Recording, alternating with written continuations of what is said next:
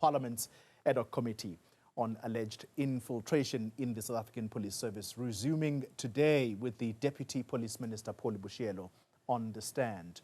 Acting Minister Firoz Cachalia, who assumed the role in the month of August, will testify on Wednesday. That's tomorrow. Cachalia took over from Senzo Mchunu, you'll recall, who was placed on special leave following the explosive claims of criminality in the South African Police Service by KZN Commissioner Nhlanhla Mkhwanazi in the month of July. All right, let's get an update now. Newzroom Africa's Zoleka Qodashe has been following those proceedings all day. Zoleka, good evening to you. Let's wrap up the day. Anything that really stood out for you coming out of the testimony of Boshielo? Good afternoon, Xoli. You'll remember that the last time we spoke about that particular text message that was sent by the Deputy National, or suspended rather, Deputy National Police Commissioner for Crime Detection, that's Shadrack Sibiya, who sent a message to a Deputy Minister. Now, when we engaged yesterday, we were talking about who the message was intended for. You remember that when Castle Matale, the other Deputy Minister for Police, appeared before the ad hoc committee last week, he said that that particular text message or conversation was not between himself as well as the suspended Deputy National Police Commissioner for Crime Detection, and said that it must have been someone else. So now we do have confirmation that it is indeed Dr. Boshielo, who is the other Deputy Minister in the police portfolio or ministry. And she says that this text message essentially was about the procurement of spy equipment from China to the value of, or to the tune of 13 million rand. And essentially that message, as we heard from Nhlanhla Mkhwanazi when he appeared before the ad hoc committee in October, is that essentially the suspended Deputy National Police Commissioner was essentially calling for the National Police Commissioner, Fani Masimula, to account for such, for the procurement of this equipment, saying that essentially the minister would be the one to sign for anything that is over 10 million rand, and that this equipment was essentially used for political purposes. And so that is the context upon which that text message was sent to Dr. Boshielo. Now, she says that she actually did not respond to that message because ministers do not have any powers in relation to procurement processes. But then that raised the question from MPs, because this is something that has been echoed time and time again by one witness to another. And the lawmakers really asking that if that is the case, how is it then that Minister Senzo Mchunu was able to intervene in the process in relation to that 360 million rand tender that was awarded to Vusumuzi Kat Matlala's company, Medicare 24, in the Tembisa Hospital? And so that is a question that has been posed by MPs as they also try to ascertain and gain clarity from the various witnesses who appear before it. But let's just take a listen to that particular interaction and what the Deputy Police Minister says around that, or about that particular text message from Sibiya. It is not attached to your statement, but in our consultation, we showed you a WhatsApp message that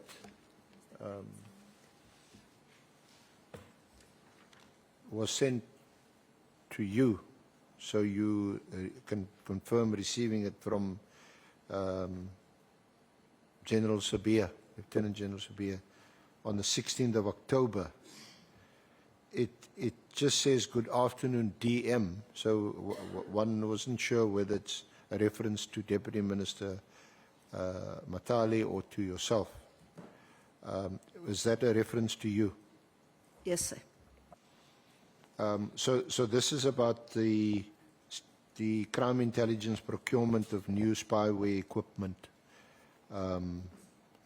So just talk to us about this WhatsApp that you received, and what was your reaction? What did you do about it? Thank you very much, sir. I received, it was forwarded this WhatsApp from DNC Sibia on the 16th of October to me, talking about, should I read it or just say, talking about what the procurement of the spy equipment of 30 million, and that the minister did not approve it, and also the national commissioner. So it was forwarded at that time. I did not comment. Oh, the comments that DNC wrote was the first one. He said DM should take note of the above exercise and exercise vigilance with any type of electronic communication such as cell phones, emails, etc. So it was like they are buying this equipment to back me. Now, Xoli, there was also concerns around the disbandment, or questions rather, around the disbandment of the political killings task team and how the two deputy ministers essentially weren't necessarily consulted, and in fact that the disbandment, the potential disbandment, was just mentioned in passing of the political killings task team. Now, Boshielo says something quite interesting, saying that there are clear tensions between the police minister, as well, who's now been placed on leave of absence, as well as the national commissioner, which she says makes it difficult for the rest of the structures within the SAPS to fulfill their mandate. She also says that the minister ought to have consulted with the various stakeholders or role players in relation to the PKTT, and that's the National Commissioner as well as the Police Commissioner in KwaZulu-Natal, as well as the PKTT leader and head of crime intelligence, Dumisani Khumalo. She also says that essentially those rifts can be spotted, and that she had, and Castle Matale as well, the other deputy police minister, had called for engagements between those various parties, as well as between the suspended deputy national police commissioner for crime detection, Shadrack Sibia, to iron out those differences, particularly in relation to Sibia, as well as Mkhwanazi and Masemola, as well as Sibia, as well as Masemola and the minister. And so those kind of dynamics, as they play out, she says, has an adverse effect on the rest of the police service, and that they are unable to fulfill their mandate as a result of that. She also says that you remember that the issue of the powers and functions of the deputy police ministers was also something that was thrust to the fore when Castle Matale actually appeared before the ad hoc committee last week. Now, Boshielo says that she has certain powers that were assigned to her by the now acting police minister, but not during when the minister, Senzo Mchunu, was in office. Obviously, that raising concerns for the lawmakers, who said, how is it possible that someone such as Northwest businessman Brown Mokgotsi would have such sensitive details in relation to the PKTT, its disbandment, also saying that he would facilitate a meeting between the minister and Sibia, as well as Vusimuzi Katmadlala.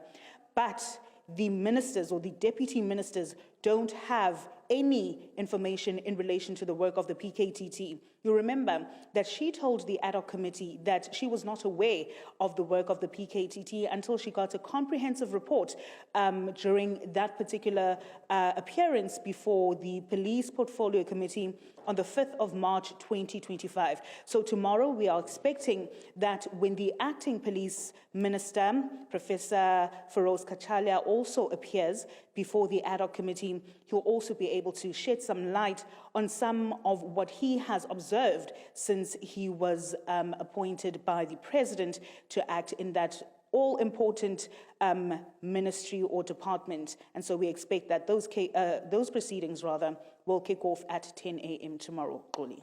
Zoleka Qodashe, that should indeed be very interesting to listen to. The acting police minister, Firoz Cachalia, is going to be the next witness at the ad hoc committee.